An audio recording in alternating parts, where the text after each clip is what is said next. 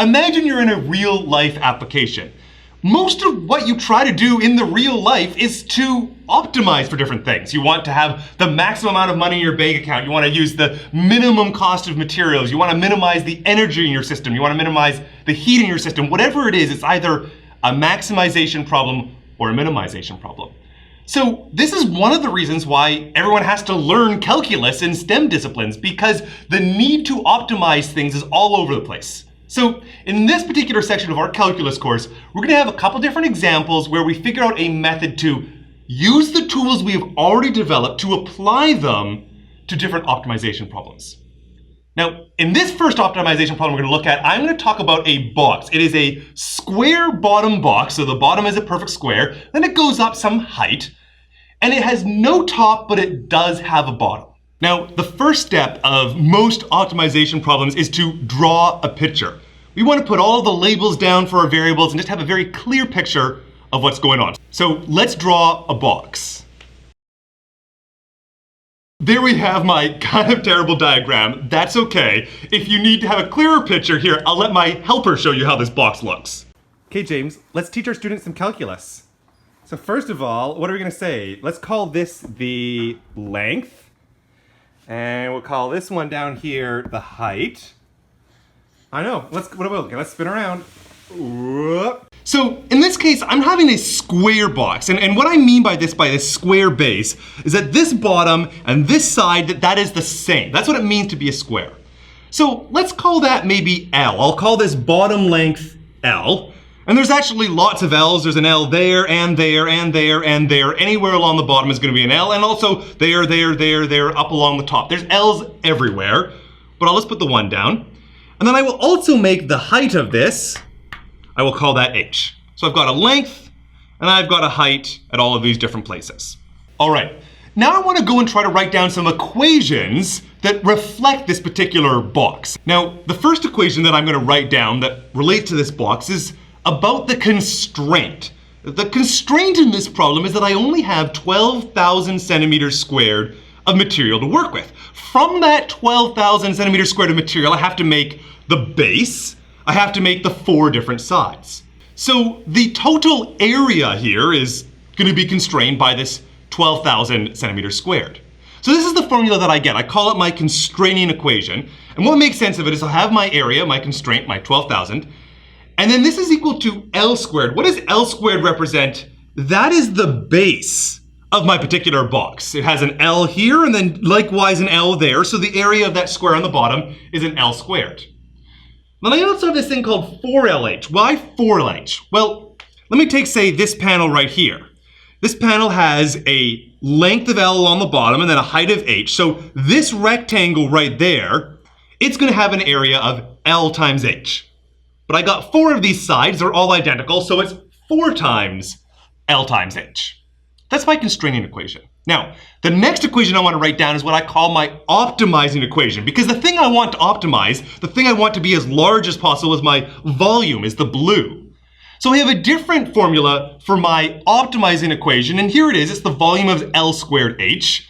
This is the volume of a box where both the base has the width and the length equal to the same thing, equal to L, and then a height H, so L squared H. Now, we know that when I want to go and optimize a particular function of one variable, you take the derivative and set it equal to 0. But the problem is I can't just directly take the derivative of this volume and set it equal to 0, because with respect to what? There's multiple different variables. There's an L here and an H here. If volume was a function of only one variable, then I could use our methodology we've seen before, take its derivative, set it equal to 0. So I want to take this volume, which has 2 variables, and I want to write it in terms of only one variable. Well, how can I do that? My trick is this. I'm going to take the constraining equation, and I'm going to try to feed it into my optimizing equation. I'm trying to get rid of one of the variables. I'm going to try to get rid of, in particular, if I look at this, I can get rid of L or H, but H is by its side, it's only there once, and the L occurs at 2 different places. So to me, it makes sense. Let's make H equal to blah, and we'll take the H and put it into there. Then I will only have L's remaining. I'll show you how to do this. So first of all, let's take a constraining equation. Let's rewrite it. I've solved this for H. I brought the 1200 over, rearranged. There's my formula for H. I will now take that h, I will put that down into the volume, and where there used to be an h, there's now this big messy thing. Okay, so I have this formula. Let's bring this one up. Okay, I've got that. It's looking pretty good, but I'm gonna clean it up a tad. So I'm gonna go and just sort of take the L squared here and the L, cancel that, just get one L, and then the L squared over L is one L times that L squared. That gives me my L cubed. So a little bit cleaner.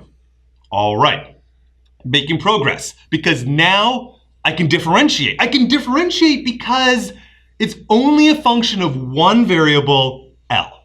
So that's pretty good. So let's take the derivative of this. This is just a polynomial in L, we can do that. So its derivative is the derivative of volume with respect to length is, okay, 300, the L goes down to a 1, L cubed goes to 3L squared, and what I'm doing is I'm setting this equal to 0.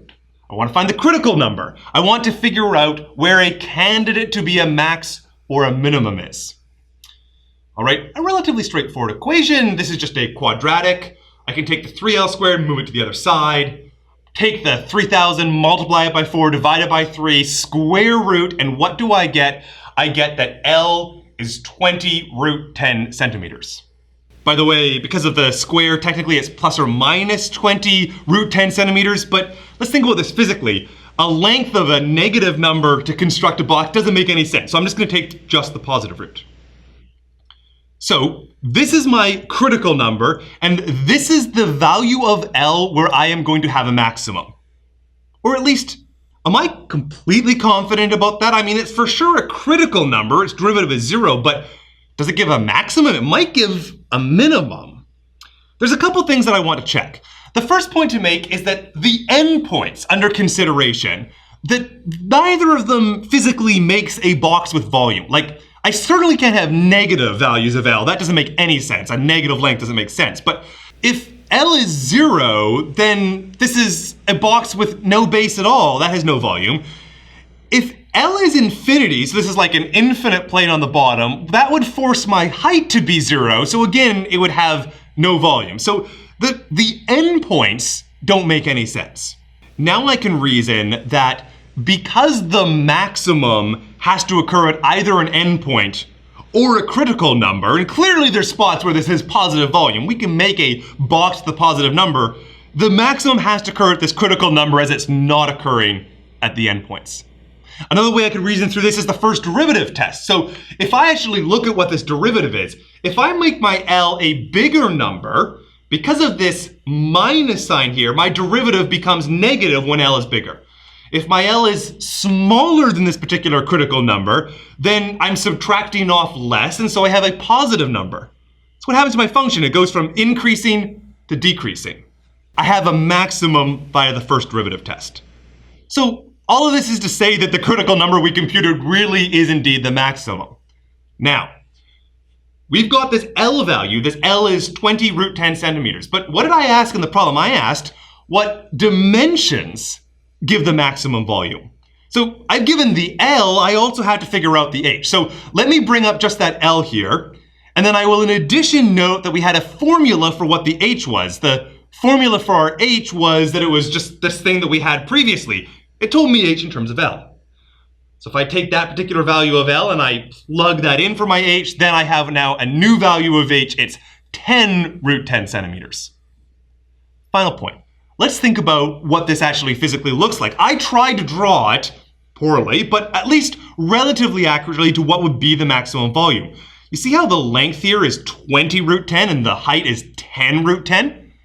So the maximum volume of this open-topped box has a height that is half as large as its length. Okay, so now let's just go and summarize the key steps of what we've done. Every optimization problem, in truth, is a little bit different from the other ones, but there's common patterns and common steps that it's worthwhile to take. The first one was just the drawing out of the picture, and I really like that. I like drawing a diagram. It really helps me understand a problem. Even simple ones, when I don't have a diagram, they're confusing to me. But in addition to your diagram, you're also standardizing the variables. You put the labels on there, and that lets somebody else read your presentation and understand what the heck is the L and the H even referring to. So do that first. Second of all, you want to write down your big equations. There's one equation for the constraint and there's one equation for the optimizing equation, the thing that you want to have. In principle, by the way, you might have multiple different constraints and a whole bunch of different variables so that in the end of the day, when you plug things in, what you get when you substitute it into that optimizing equation is that you get one function and it's in one variable. And that's what you want. If you've got a function of one variable, then you can take its derivative. So that's step number 4. We take a derivative that gives us the critical numbers. And you'll recall that a critical number is a candidate to be a maximum or a minimum. It's not necessarily a max, it's not necessarily a min, but it's a candidate. So then you can go and try to classify all those critical numbers and the endpoints. We want to try to find where is the global max, where is the global min. You might also be interested in a relative max or a relative min. It would depend on your application, but either way, use the first derivative test, the second derivative test, check the endpoints, whatever you need to do in order to be able to decide whether it's a maximum or a minimum. And the final point is kind of a little minor one. It seems really obvious. I'm going to call it answering the question. And the reason I put this here is that different versions of the problem will often ask different types of things. In this case, I asked for the dimensions. That meant I wanted both the L and the H. Sometimes the question might ask for just the L, or maybe it would ask, what volume do you get, not the dimensions of the box. So always make sure to carefully read the problem and answer the exact question that the problem asked.